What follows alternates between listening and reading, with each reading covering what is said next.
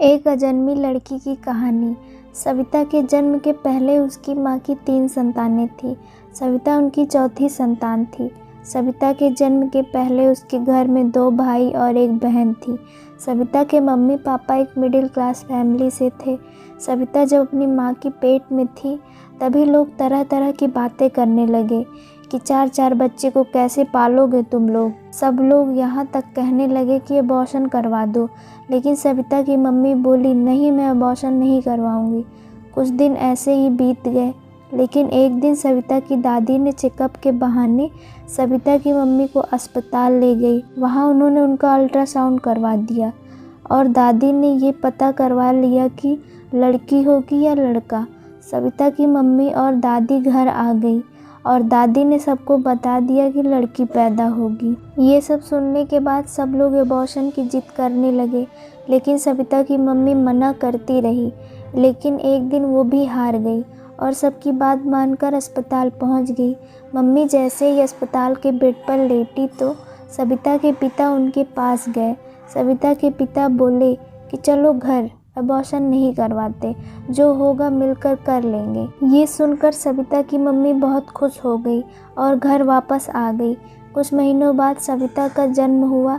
सभी लोग मुंह लटकाए थे, लेकिन उनकी मम्मी बहुत खुश थी। धीरे धीरे सविता बड़ी होने लगी, स्कूल जाने लगी। सविता बहुत टैलेंटेड थी। वह अपनी क्लास में हमेशा प्रथम आती थी। सविता खेल, पढ़ाई, कला, संगीत सब में आगे थी। अब सविता ग्रेजुएशन कर चुकी थी। सविता के घर की हालत बहुत अच्छी नहीं थी, इसलिए वह बच्चों को पढ़ाती थी और घर के खर्च में मम्मी पापा की मदद करती थी। जो लोग सविता के जन्म लेने के पहले ही उसे मारना चाहते थे, आज वही लोग उसकी तारीफ़ें करते नहीं थकते।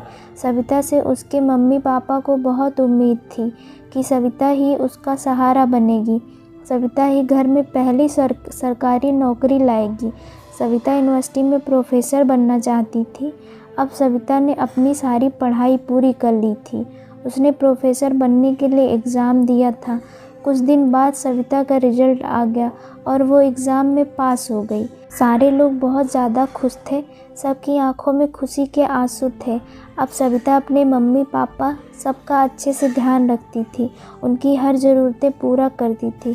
इसलिए कहते हैं कि बेटियां बोझ नहीं होती, बेटियां तो आपका सहारा बनती हैं।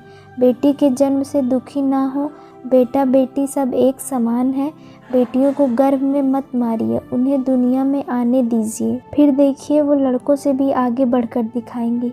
तो इस कहानी से ये सीख मिलती है कि लड़कियों को जन्म लेने दें, उन्हें गर्भ में ही ना मारे, उन्हें भी दुनिया में आने दें, दुनिया देखने दें।